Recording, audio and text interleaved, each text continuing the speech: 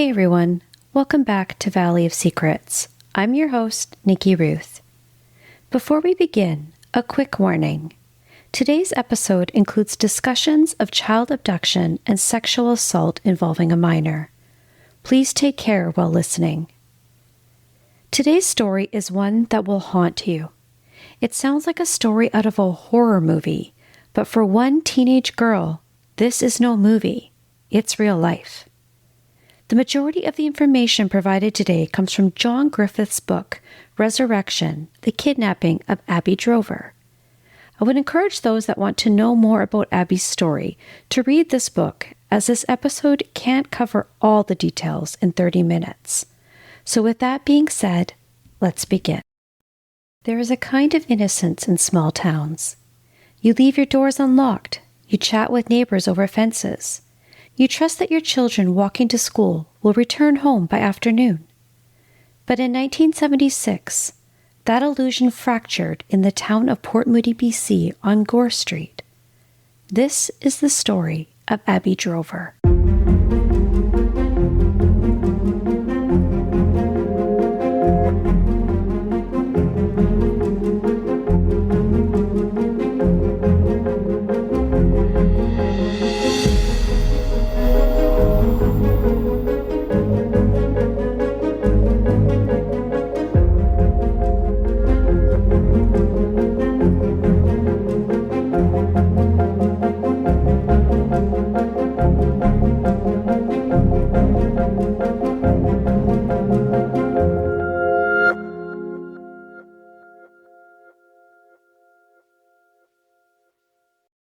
Port Moody in the mid-1970s was a peaceful place, framed by forest, ocean air, and streets where everyone knew your name. Just before Christmas of 1975, the Drover family moved into a modest home on Gore Street, the kind of street where neighbors waved from driveways and children played outside until dusk. 12-year-old Abby Drover was settling into her new neighborhood. She was bright, curious, and polite, the youngest of 3 girls. She lived with her mother Ruth and her older sisters Kathleen, 17 years of age, and Robin, 16. Her father, Cecil Drover, lived in Calgary with his new family. He'd had no contact with Abby since he and Ruth had split up before she was born on May 3rd, 1963. Ruth worked hard to support her daughters. She was a bookkeeper, practical, organized, always doing her best to hold the family together. Money was tight, but there was love in that little house, and they leaned on each other for everything. Abby, being the youngest, was a gentle and obedient daughter, the kind of girl who helped with chores without being asked, who looked up to her sisters, and who never wanted to cause her mother worry. She also had a strong Christian faith. Every week, she and her sisters attended the Seventh-day Adventist Church in New Westminster, BC, a place that brought her comfort and belonging. It was that quiet, steady faith, the belief that God was watching over her, that would help her survive the unimaginable in the months ahead. A few houses down lived Donald Hay, a man in his 40s with a workshop built into his garage. Don, as his friends and family called him, worked on campers and did carpentry projects to make ends meet. He wasn't just another neighbor. Abby actually knew him. She was friends with his stepdaughter and sometimes stopped by their house to play. She even visited Don's workshop now and then, curious about the tools and project he worked on. Don was known to drink heavily, and Abby often smelled alcohol on his breath, but she thought of Don as a friendly neighbor, her friend's dad. And at the time, no one saw anything wrong or sinister in his actions until March 9th, 1976. Don called Abby after her mother had left for work and offered her a ride to school with his stepdaughter. Abby obliged, and Don made sure Abby sat right next to him in the front seat. During that short drive, as he shifted gears, his hand touched her leg. Abby noticed it, but she told herself it was nothing, just an accident, just a grown-up driving stick shift. She couldn't have known it was the first crack at something far darker. On March 10th, 1976, 12-year-old Abby kissed her mother goodbye as her mother left for work. Each weekday morning, Abby Drover walked a little over a mile to school. She was in grade 7 at Moody Elementary, and most days she walked with the same small group of girls from the neighborhood, chatting, laughing, carrying lunches in brown paper bags. But on this morning, Abby took a little longer to leave. She'd stopped to take out the garbage for her mom and missed the group. So she picked up her satchel, laced up her boots, and walked the familiar route towards school alone. It was a route she knew by heart. Quiet streets under tall cedars, the smell of salt from Burrard Inlet drifting up from below. Nothing about it seemed dangerous. By afternoon, across the Fraser River in Burnaby, BC, her mother, Ruth Drover, was finishing her shift at Transwest Helicopters, where she worked as a bookkeeper. Ruth got off work early that day, something she rarely did, hoping to surprise Abby with a ride home from school. She drove the usual route Abby walked each day, slowing at every intersection, scanning for her daughter's gold jacket and blue pants that she had worn that morning. But Abby was nowhere to be found. When Ruth got home at 1617 Gore Street, the house was quiet. Abby hadn't arrived. At first she told herself Abby must have stopped at a friend's, but by dinner time, Ruth started to worry. She called Abby's friends, one after another. No one had seen her. She called the school to see if Abby had attended that day, and she was told that Abby had not made it to school. Now, Ruth was in full-blown panic mode, and she called police to report Abby missing. Police immediately began searching for Abby through lanes, ravines, wooded patches, and along creek beds. Yet, the search turned up nothing.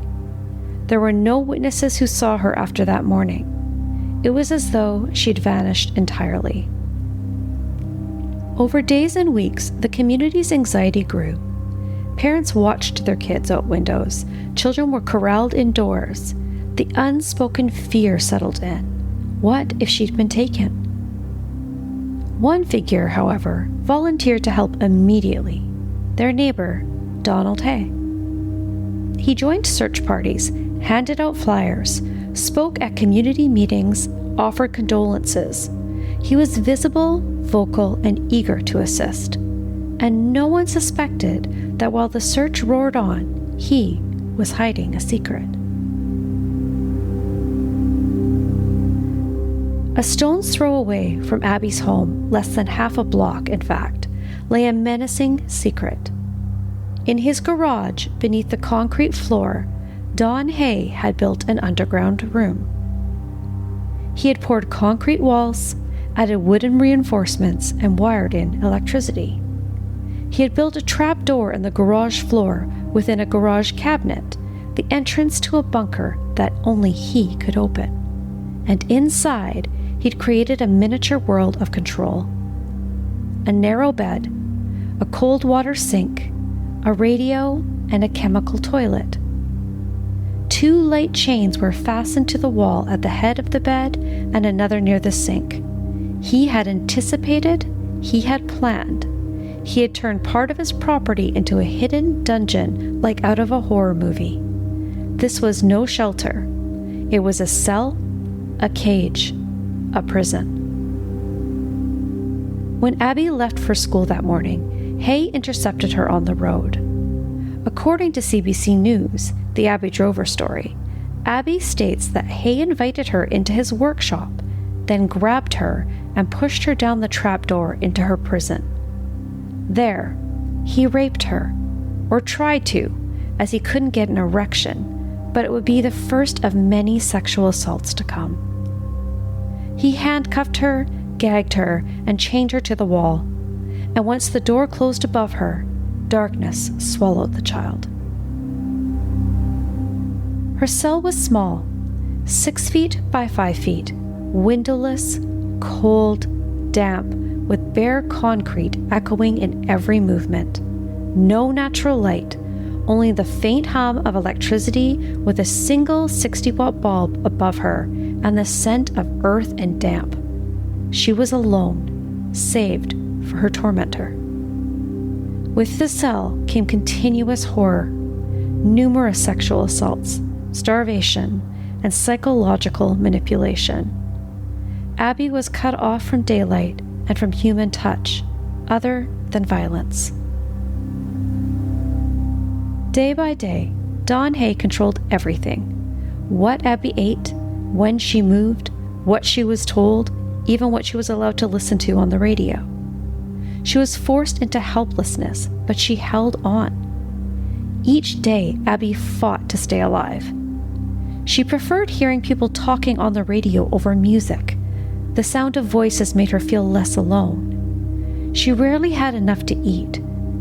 Sometimes she was given canned food, a little powdered milk, or a couple of chocolate bars. Once, before the Hay family left on vacation, she was given Kentucky Fried Chicken, the only hot food she'd see in months. When the family went away for 6 weeks, Abby was left underground with almost nothing. And according to the National, she was starving, and in desperation, she mixed powdered milk with ketchup and mustard just to fill her stomach. At one point, she even thought about drinking the alcohol and taking the sedative pills Dawn Hay had left in the cell, but she didn't. Instead, Abby turned to her faith. Even in that dark, concrete room, her spirit did not break. She clung to her routines, whispered prayers to God, and held fast in her Christian faith. During her months underground, she wrote several notes, small messages like whispers into the future. One of them has survived in the record, and in her own handwriting she said, quote, "God has helped me so far, and He will help me to the finish. God works in mysterious ways, but what He does is right. I know you think I'm stupid, and like you say, everybody is entitled to their own thoughts. But I do believe in God, and I do believe in friends. I just wish you would be my friend. I also know that I will get out of here, so I'm not worried. I know you don't believe in God, but He will be with you." End quote. It isn't clear who Abby was writing to. Possibly her captor, a rescuer she imagined, or simply to herself. But it reveals the depth of her strength and her faith. A 12-year-old child living in darkness, still writing about faith, friendship, and survival. That kind of bravery was deliberate, the kind that plans for the worst but still refuses to give up. Because even in that cell, Abby was thinking clearly. She understood danger, and she knew what Dawn Hay was capable of. At one point, he had threatened to kill her and dump her body in the water. But instead of panicking, Abby prepared. She tore off a scrap of paper and wrote, quote, "If you find me dead, my killer is Donald Hay." End quote. Then she wrapped it in tape and slipped it into the lining of her boot, so that even if her body was thrown into the water, the message wouldn't disintegrate. It was an act of pure courage, a child facing death, still determined to make sure her story would be told. Above ground, the search continued, but no one realized the monstrous truth. The girl they sought was buried just beneath their feet. Strangest thing of all, Dawn Hay stayed near. He joined all the searches, and he comforted the grieving. He smiled at his neighbors, waved as they walked by, and he appeared to help while hiding Abby in his garage cell. Community meetings were held, posters appeared on telephone poles. The RCMP did follow all tips, even those from the psychics, but the breakthrough was not remote. It was shockingly close. Now, imagine waking to concrete walls. No window, a single light bulb above you, sparse rations of food. The stale air, the darkness, the dampness, the isolation pressing in like a physical weight. That was Abby's world. She was starving. Nutritional deprivation forced her body to its limits, and every bite became a precious lifeline. Yet she also endured violence, the dirty secrets of her captor, the daily dominance and control. Silence was her companion, and despair a hovering threat. She spoke to herself, she sang songs in memory, she prayed to God. Each day, she tried to stretch her mind to keep from fracturing. She told herself that somewhere above, life continued. Somewhere above, someone was still searching. She started writing down how many days she had been held captive on her hand. These little habits anchored her. She wondered, would the note in her boot ever be found? Would anyone believe it? And would Donald Hay ever be held accountable if she died? April came and went, and her 13th birthday arrived in May, with no presents, no cake, and no candles to blow out with wishes. Just another month of survival. While other children finished the school year in June, Abby remained in that dark, cold cell, counting the days by the sound of footsteps above and by what she was writing on her hand. Then came summer. Outside, families gathered for barbecues, camping trips, and picnics at the park. But underground, time didn't move. The world kept turning, just without her. Don Hay, meanwhile, was unraveling and had been for some time. He had been known to police for an incident that happened in the weeks before Abby disappeared. He was drinking a lot, a 3-bottle-of-vodka-a-day habit, sleeping less, his moods swinging between anger and despair. Then, one night inside the family's Port Moody home, things turned violent. In a sudden rage, Hay grabbed a gun and pointed it at his common-law wife. He threatened to kill her, and then himself. She managed to escape and call police. Officers arrived, disarmed Hay, and took him for psychiatric assessment at Riverview Hospital in Coquitlam, BC. But instead of charges, he was briefly hospitalized and then released. It should have been the moment someone stepped in, the moment everything stopped, but instead, his spiral continued, and while Abby lay hidden beneath his garage, Hay's life above ground began to collapse. According to John Griffiths' book Resurrection, The Kidnapping of Abby Drover, Hay attempted suicide twice during the months Abby was being held captive. Once by running car exhaust in the very garage above where she lay locked underground, and once by an overdose.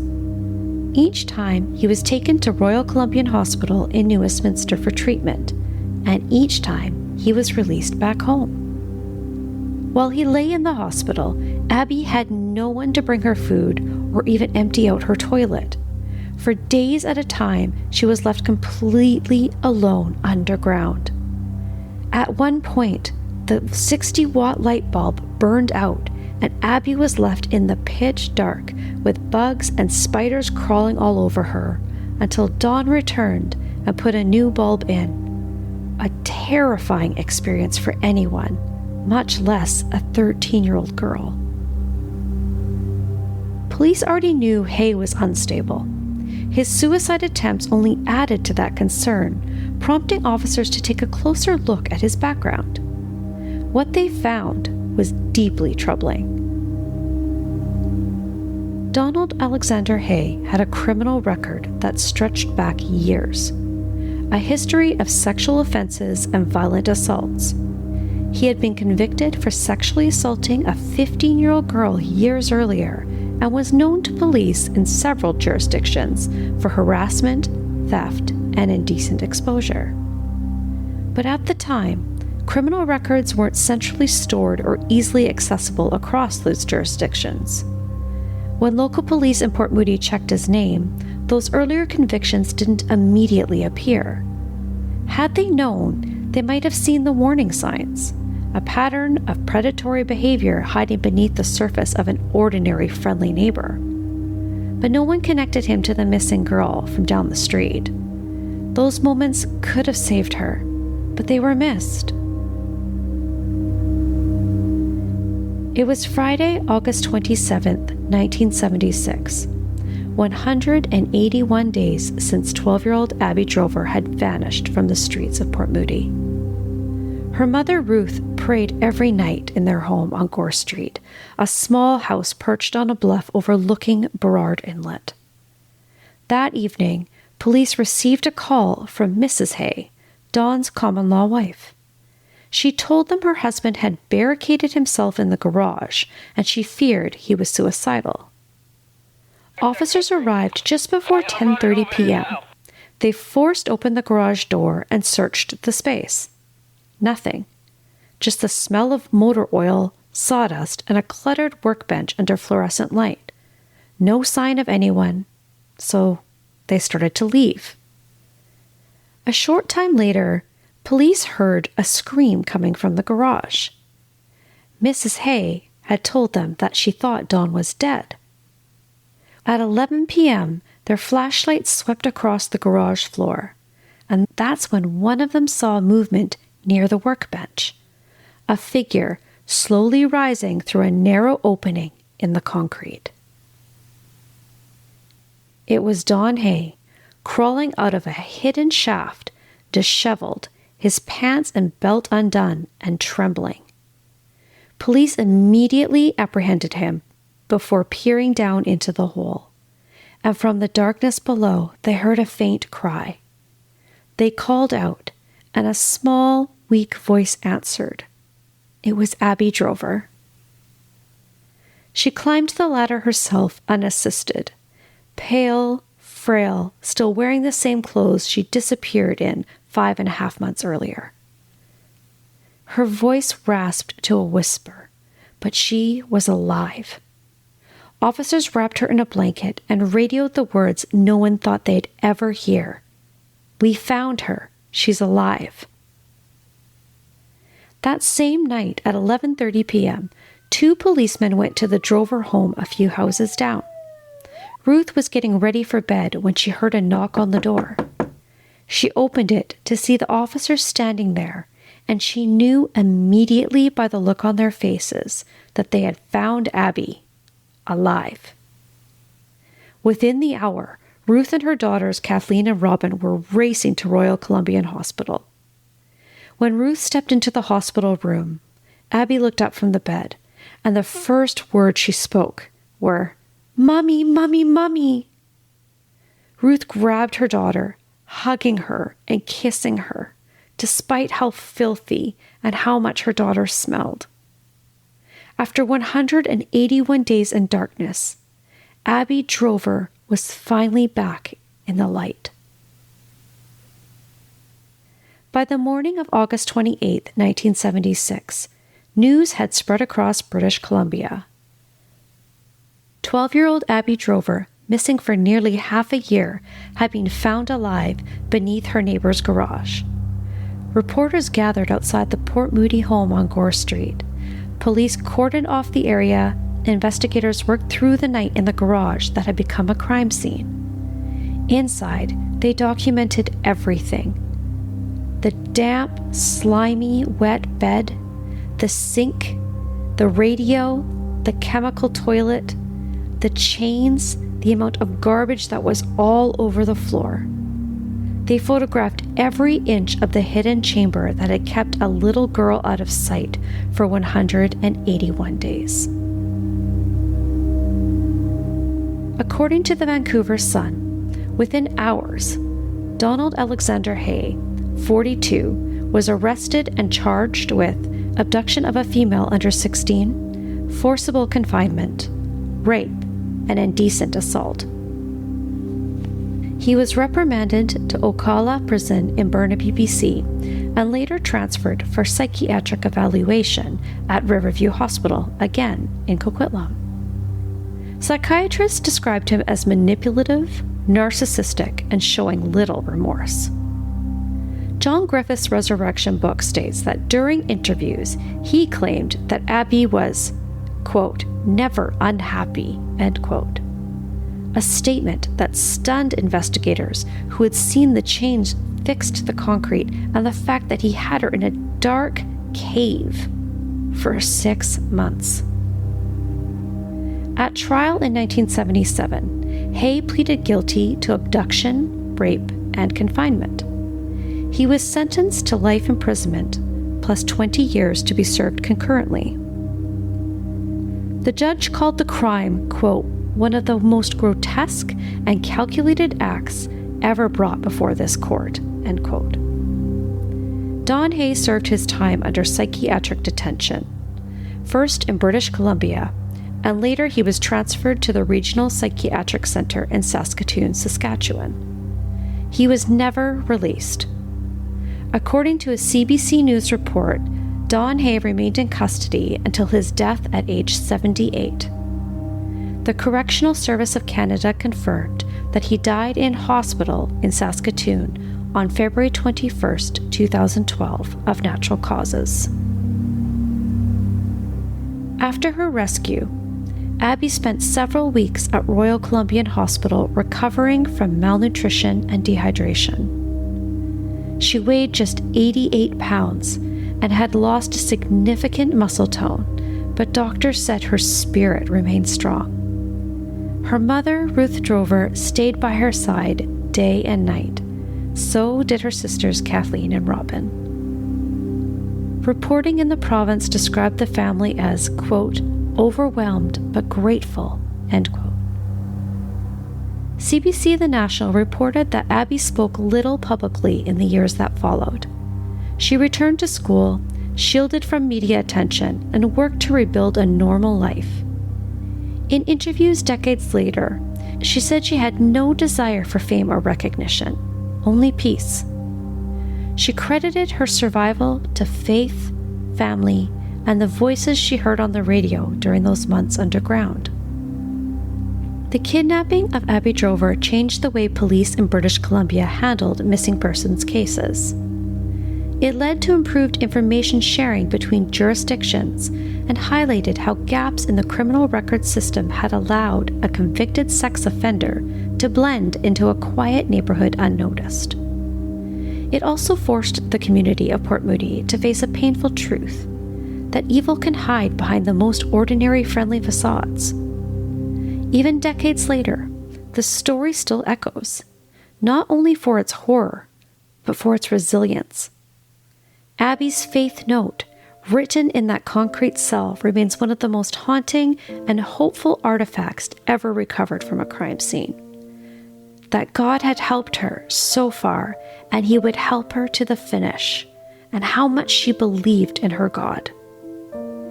Abby Drover's strength reminds us that even in the darkest places, there is light. And sometimes survival itself is the act of courage that keeps a whole community believing again.